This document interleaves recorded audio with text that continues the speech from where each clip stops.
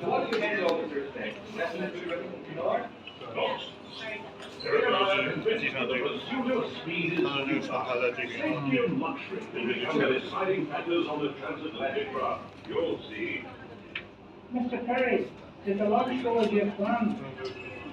Our master of ceremonies, Mr. Keith, has not disappointed. There must have been 100,000 spectators here who have seen the brightest sight in all of Belfast.